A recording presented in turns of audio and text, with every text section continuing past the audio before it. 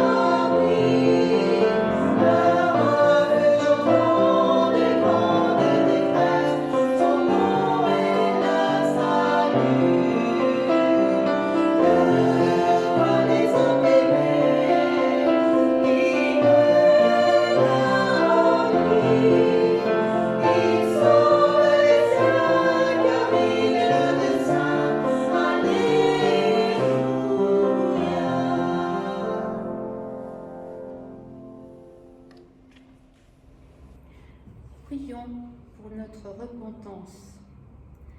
Seigneur, chaque prière de repentance nous met devant nos imperfections.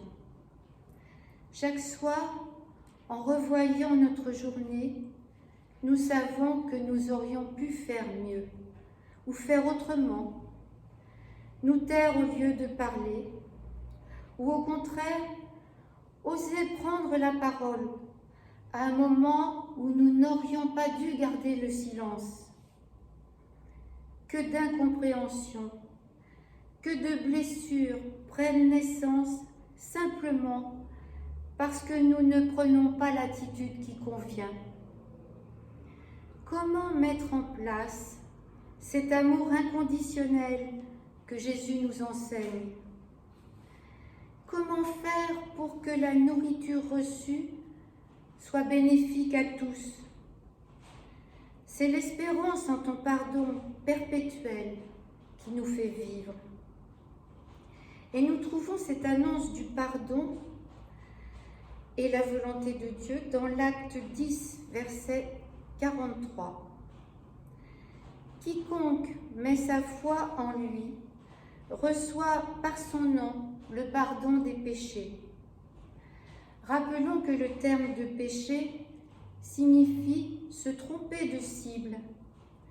Et nous nous trompons de cible quand nous faisons passer nos intérêts personnels avant tout, en oubliant de rester fidèles à Dieu, en oubliant que lui rester fidèle consiste à mettre nos objectifs de vie devant le Seigneur, en nous interrogeant sur nos façons d'agir.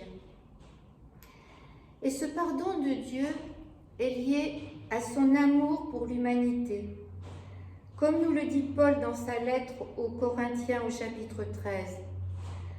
3 choses demeurent, la foi, l'espérance, l'amour, mais c'est l'amour qui est le plus grand. Ces paroles sont reprises par Jésus le Christ qui nous dit « Aimez-vous les uns les autres ». Voilà quelle est la volonté de Dieu. Et c'est ainsi que nous marchons sur ces chemins, dans la simplicité de cette parole, mais aussi dans la difficulté de la mettre en œuvre. Et nous prenons, pour marcher en la présence de Dieu, le chant 734.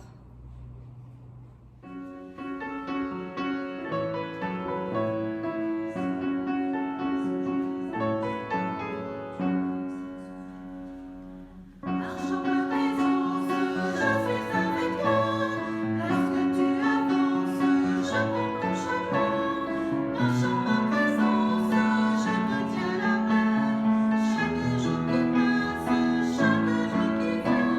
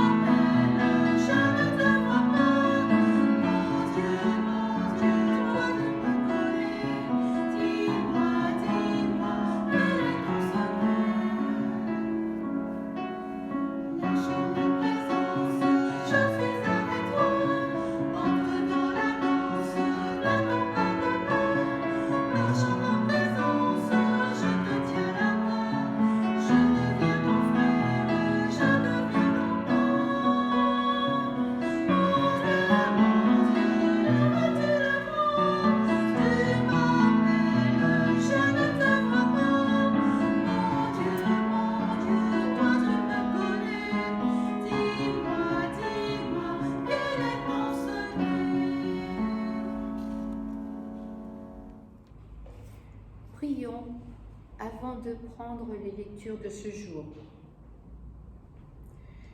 Que ta parole, Seigneur, soit pour chacun d'entre nous une source de vie. Qu'elle soit pour nous une nourriture, nous façonnant et nous faisant grandir dans le projet que tu veux pour nous. Amen. Les lectures du jour sont dans la première lettre aux Corinthiens au chapitre 10, versets 16 et 17, dans l'évangile de Jean, chapitre 6, versets 51 à 58, et dans le psaume 147, les versets 9 et 10. Et nous pouvons prendre ensemble le chant 221, les strophes 1 et 5. Ô Seigneur, dans mon cœur, je t'écoute.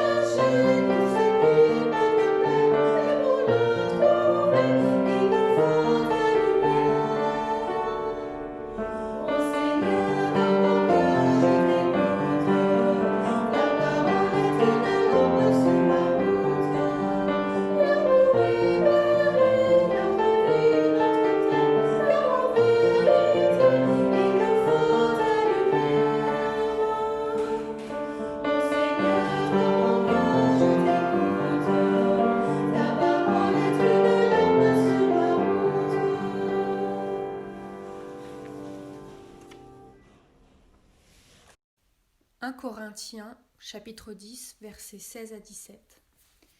La coupe de bénédiction, sur laquelle nous prononçons la bénédiction, n'est-ce pas une communion au sang du Christ? Le pain que nous rompons, n'est-ce pas une communion au corps du Christ? Puisqu'il y a un seul pain, nous, la multitude, nous sommes un seul corps, car nous partageons tous le même pain. Jean, chapitre 6, versets 51 à 58. C'est moi qui suis le pain vivant descendu du ciel. Si quelqu'un mange de ce pain, il vivra pour toujours. Et le pain que, moi, je donnerai, c'est ma chair pour la vie du monde. Les Juifs se querellaient entre eux. Ils disaient : comment celui-ci peut-il nous donner sa chair à manger ? Jésus leur répondit : Amen, Amen, je vous le dis. Si vous ne mangez pas la chair du Fils de l'homme, et si vous ne buvez pas son sang, vous n'avez pas de vie en vous. Celui qui mange ma chair et celui qui boit mon sang a la vie éternelle. Et moi, je le relèverai au dernier jour, car ma chair est vraie nourriture, et mon sang est vraie boisson. Celui qui mange ma chair et boit mon sang demeure en moi, comme moi en lui. Comme le Père, qui est vivant, m'a envoyé, et comme moi je vis par le Père. Ainsi, celui qui me mange vivra par moi. Livre des Psaumes, chapitre 147, versets 9 et 10. Ils donnent leur nourriture aux bêtes, aux petits du corbeau quand ils crient. Ce n'est pas dans la vigueur du cheval qu'il se complaît, ce n'est pas la robustesse de l'homme qui l'agrée. Amen. Un cantique que nous connaissons bien dit « L'homme ne vivra pas de pain seulement, mais de toute parole qui sortira de la bouche de Dieu. » Cette parole nous vient du Deutéronome au chapitre 8, verset 3. Sont donc mis en parallèle deux éléments distincts, mais tous les deux indispensables à la vie, le pain et la parole.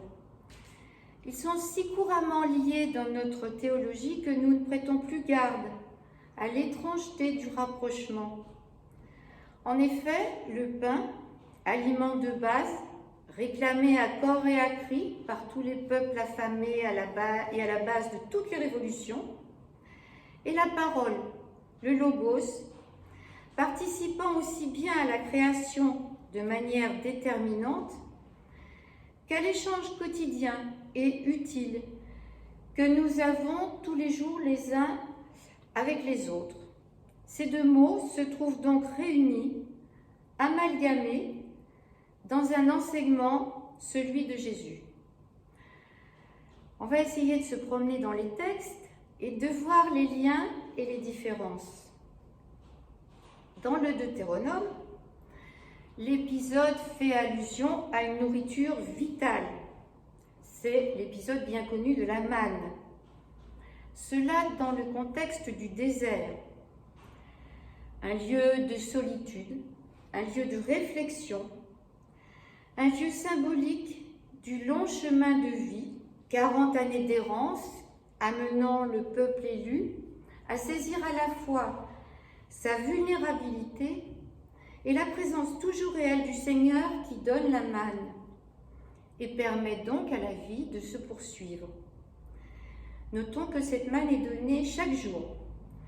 Elle permet de vivre en continuant sa route au jour le jour.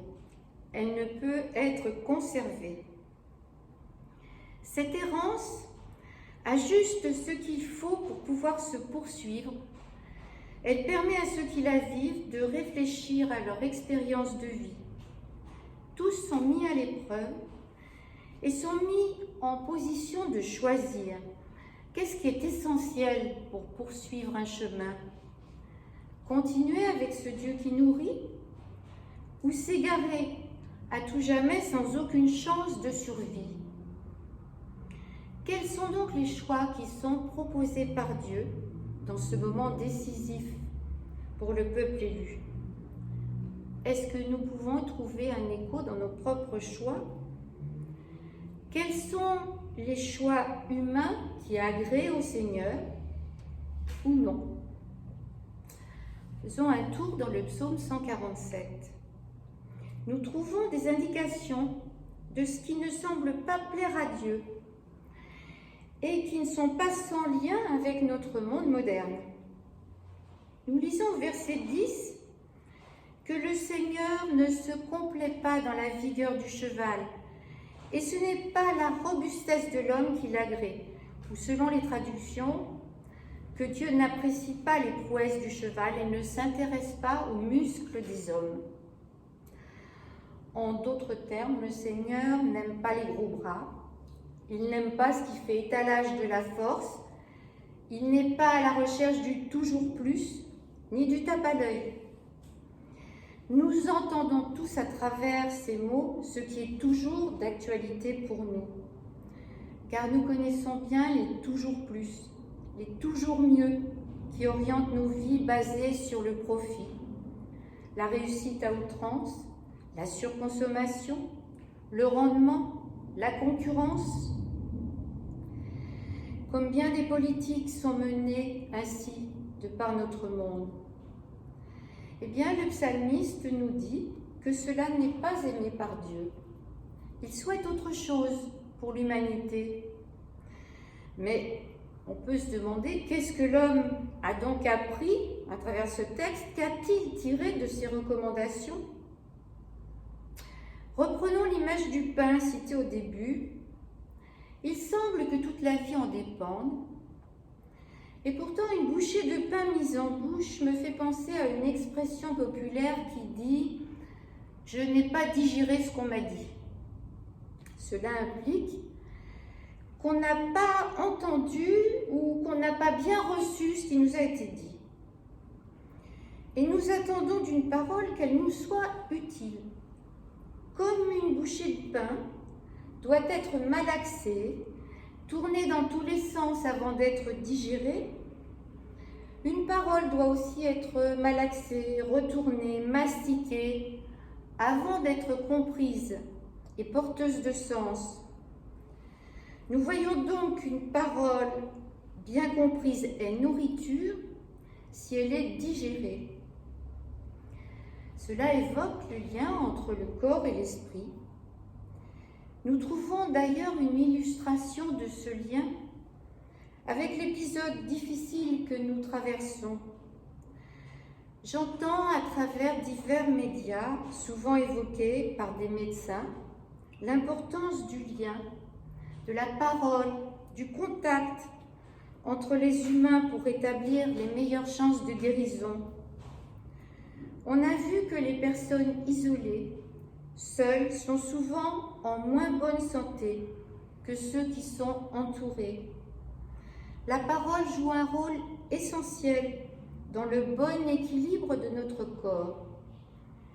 La santé, n'oublions pas que ce mot a la même origine que le mot salut. La santé du corps va de pair avec la santé de l'esprit. Il est à noter que les guérisons faites par Jésus rétablissent le malade dans la société. Il n'agit pas seulement pour une guérison corporelle, mais pour une reprise de parole sociale, d'une remise en lien avec les autres. Dans l'évangile de Jean, versets 51 et 58, Jésus est désigné comme pain vivant. En quoi la parole, l'enseignement de Jésus a-t-il un rôle de nourriture essentiel pour notre vie? Celui qui mange ma chair et boit mon sang a la vie éternelle. La compréhension au ras du texte est comme d'habitude la porte ouverte aux pires critiques, puisque le cannibalisme a été évoqué très tôt concernant les recommandations que Jean nous transmet de la part du Christ. Comment peut-on entendre ces paroles jugées si dérangeantes si l'on n'en cherche pas le sens spirituel? Et souvenons-nous que ces paroles ont mis des obstacles parfois insurmontables entre les divers monothéismes. D'où un indispensable travail de compréhension et d'interprétation à faire devant tout enseignement. Alors voyons d'abord Jésus en tant qu'homme.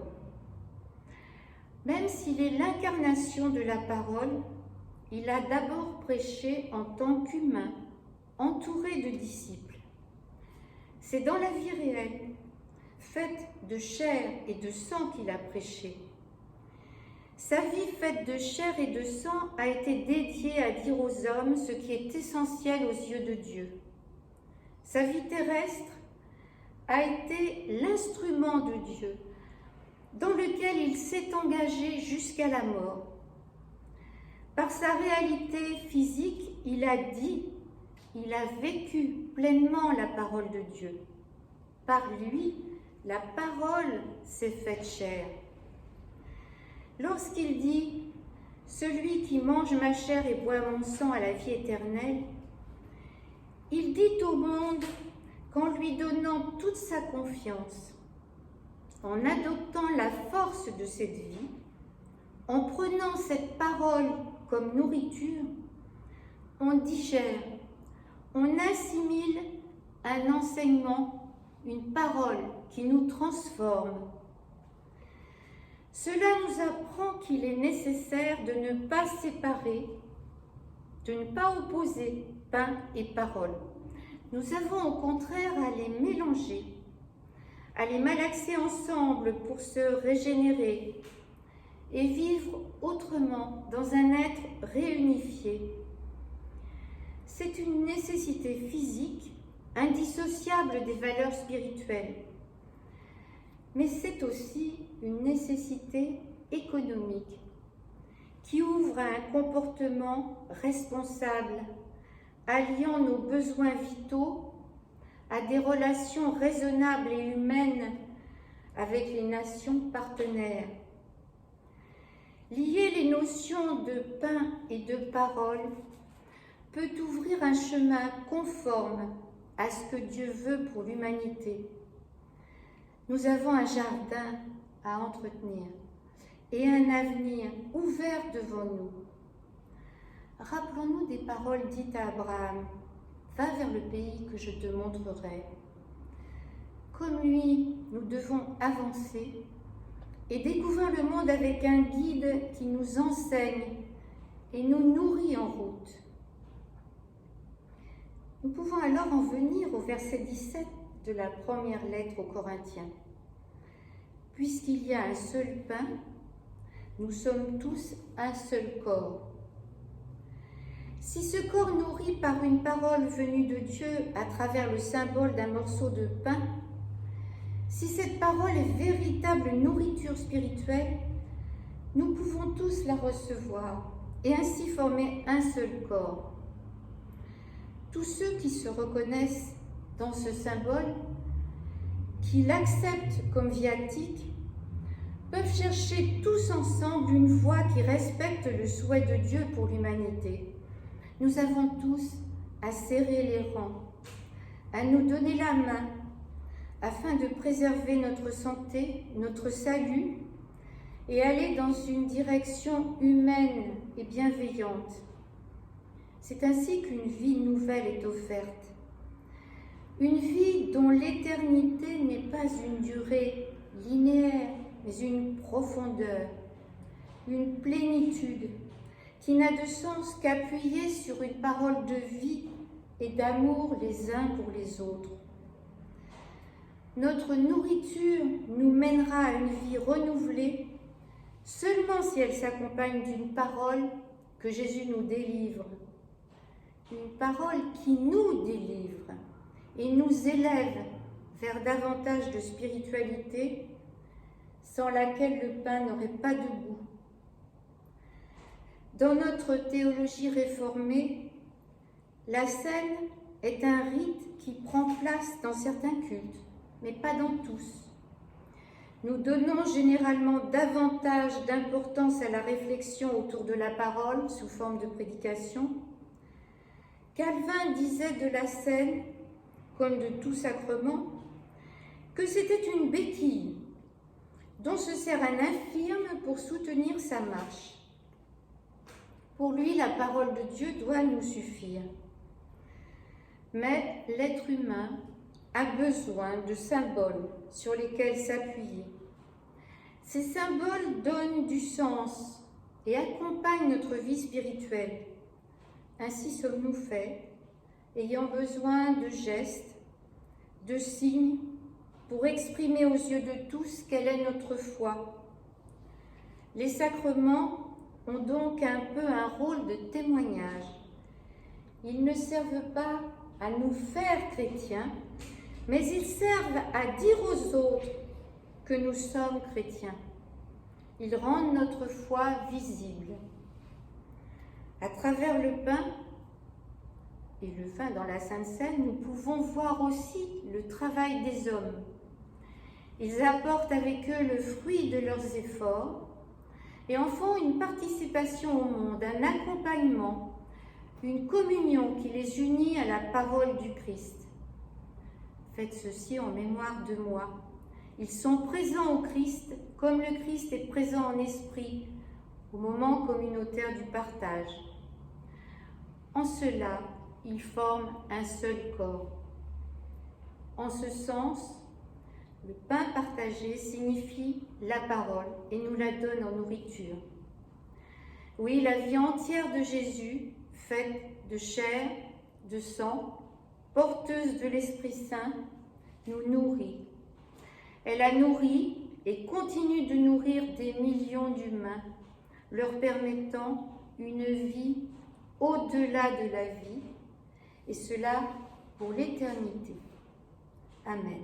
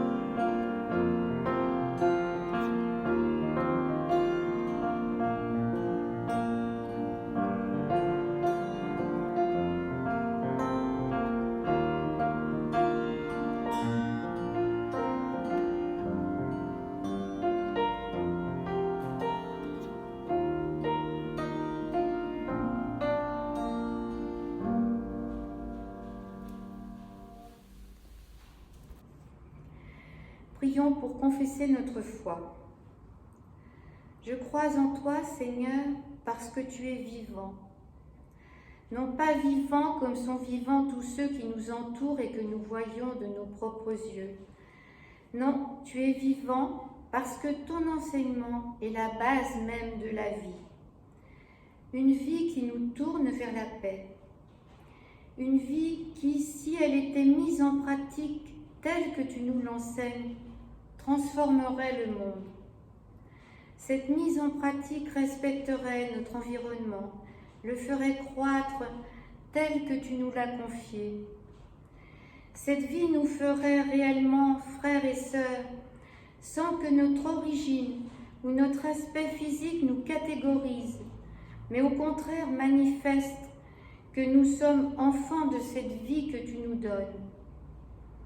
C'est en cela que je crois en Jésus, ton Fils, héritier, incarnation de ta parole et transmetteur de ton enseignement.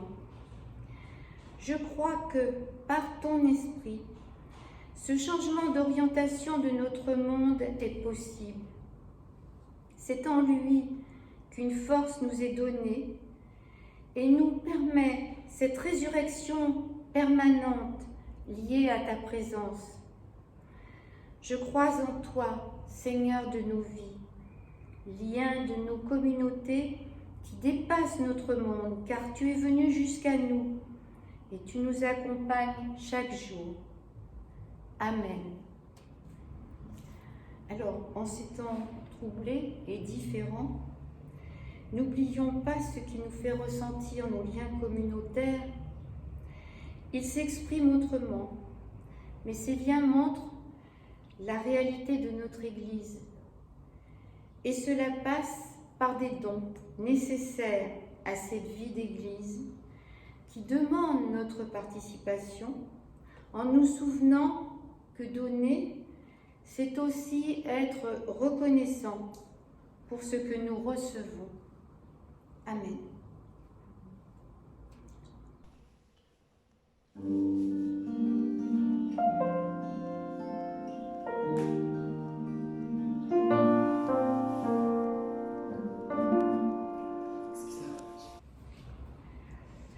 Nous nous unissons dans la prière d'intercession les uns pour les autres. Seigneur, nous nous tenons devant toi dans la confiance et dans la paix. Nos pensées vont vers ceux qui ne te connaissent pas. Mets sur leur chemin des petits cailloux qu'ils puissent suivre par les routes que tu as choisies afin d'aller vers toi. Nous te remettons ceux qui souffrent, ceux qui sont malades, ceux qui sont encore en cette période difficile, en train de souffrir, ou dans le deuil ou dans la maladie.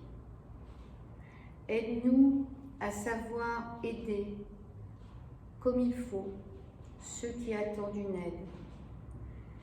Aide aussi, Seigneur, ceux qui dirigent nos pays à voir réellement ceux qui attendent plus de justice, qui attendent d'être reconnus. Aide-nous aussi à faire les bons choix et à discerner ce qui est utile à tous. Accueille, Seigneur, dans tes bras grands ouverts nos peurs, nos espoirs, nos attentes, nos élans, afin que nous sachions comment les faire fructifier pour l'honneur de ton nom. Amen. Et ensemble, nous te disons la prière que Jésus nous enseigne, notre Père. Allez-y. Notre Père qui es aux cieux, que ton nom soit sanctifié, que ton règne vienne, que ta volonté soit faite sur la terre comme au ciel. Donne-nous aujourd'hui notre pain de ce jour. Pardonne-nous nos offenses, comme nous pardonnons aussi à ceux qui nous ont offensés. Ne nous laisse pas entrer en tentation, mais délivre-nous du mal, car c'est à toi qu'appartiennent le règne, la puissance et la la gloire, pour les siècles des siècles. Amen. Poursuivons notre route, telle qu'elle nous est proposée, même surprenante, même compliquée par de nouvelles règles de vie. Mais nous avons une nourriture et une parole qui nous soutiennent à chaque pas. Souvenons-nous que Dieu met devant nous la mort et la vie, et que nous avons à choisir la vie. Prendre soin de la santé d'autrui et aussi de la nôtre fait partie de ce choix perpétuel de vie qui nous est ordonné par le Seigneur. Allons en paix avec sa bénédiction, avançons avec confiance, car il est à nos côtés toujours présent, dans le silence, dans le tumulte, afin d'apaiser nos craintes et nous faire avancer, quels que soient les risques de trébucher. Le Seigneur vous bénit et vous garde. Amen. Et nous chantons le chant 614.